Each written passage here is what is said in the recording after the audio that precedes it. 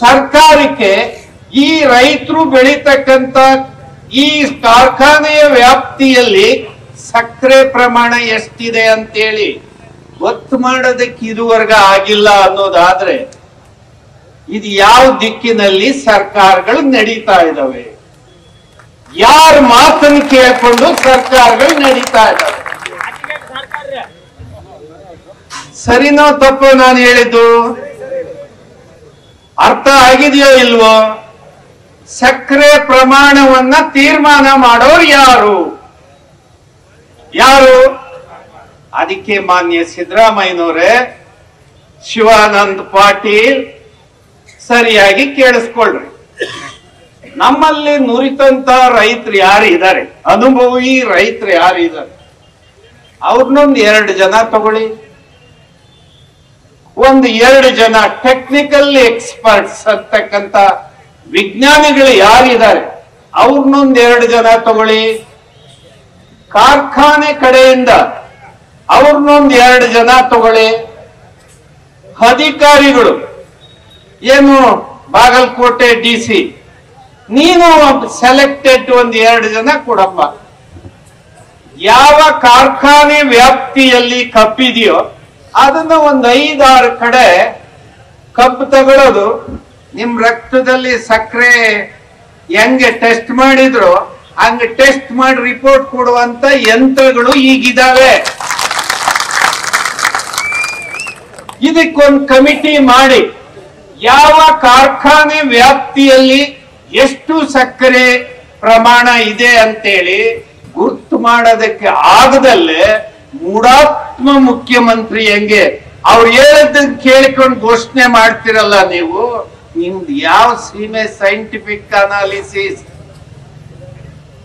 ಇದಕ್ಕೊಂದು ಲೆಕ್ಕ ಇಲ್ಲ, ಇದಕ್ಕೊಂದು ದಿಕ್ಕಿಲ್ಲ, ಇದಕ್ಕೊಂದು ಅಳತೆಗೋಲಿಲ್ಲ. ಯಾವ ಸೀಮೆ ಲೆಕ್ಕ ನಿಮ್ದು? ಹೇಳ್ಬೇಕೋ ಬೇಡ? ಕೇಳ್ಬೇಕೋ ಬೇಡ?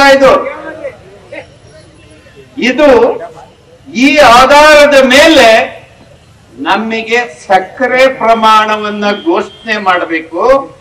ಆಮೇಲೆ ನಿಮಗೇನಾದ್ರೂ ಸರ್ಕಾರಕ್ಕೆ ತಿಳುವಳಿಕೆ ಇದ್ರೆ ಆಮೇಲೆ ದರ ನಿಗದಿ ಮಾಡ್ಬೇಕು. ಆ ಡಿಲ್ಲಿಲಿರೋ ಬೃಹಸ್ಪತಿ ನರೇಂದ್ರ ಮೋದಿ FRP ಅಂತ ನಿನಗೇನಪ್ಪ ಮಾನದಂಡ ಇದೆ?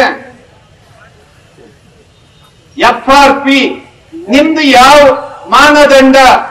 ಉತ್ತರ ಪ್ರದೇಶದಲ್ಲಿ ಚುನಾವಣೆ ಬಂದ್ರೆ ಒಂದು 50 ರೂಪಾಯಿ ಜಾಸ್ತಿ FRP. ಅವ್ರ ಕಾರ್ಖಾನೆ ಅವ್ರು ಕೊಡ್ತಾರೋ ಬಿಡ್ತಾರೋ, ಇವ್ರು FRP ತಗೊಳ್ರಿ, ನೀವು ಲೆಕ್ಕ ಮಾಡ್ಕೊಳ್ಳಿ.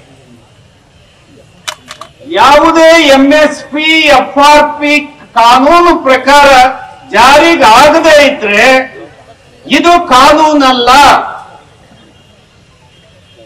ಇದು ಕಾನೂನಲ್ಲ. ನಿಮಗೆ ಹೇಳಲಿಕ್ಕೆ ನೈತಿಕತೆ ಇಲ್ಲ. ನಿಮ್ಮ ನೈತಿಕತೆಯ ಉತ್ತರಗಳ ಅಲ್ಲ, ನಿಮ್ಮ ತೀರ್ಮಾನಗಳಲ್ಲ. ನಿಮ್ಮ ಎಲ್ಲ ತೀರ್ಮಾನಗಳನ್ನ ನಾವು ಈ ಸಂದರ್ಭದಲ್ಲಿ ತಿರಸ್ಕಾರ ಮಾಡಿದ್ದೀವಿ. ರೈತರು ಡಿಮ್ಯಾಂಡ್ ನ ಶುರು ಮಾಡಿದ್ರೆ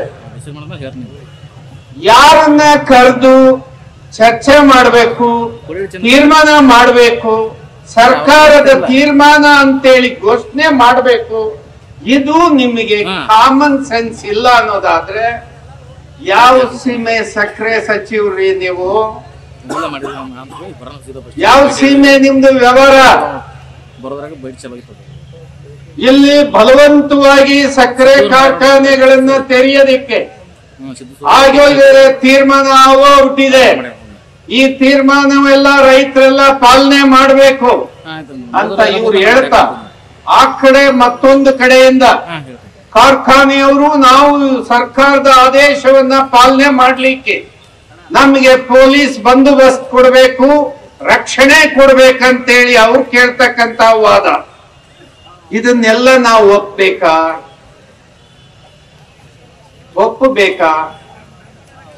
ನೀವು ಯಾರಿಗೆ ಲಾಭ ಮಾಡಿಕೊಡೋದಿಕ್ಕೆ ಈ ಕಾರ್ಯಕ್ರಮವನ್ನ ಮಾಡ್ತಾ ಇದ್ದೀರಿ?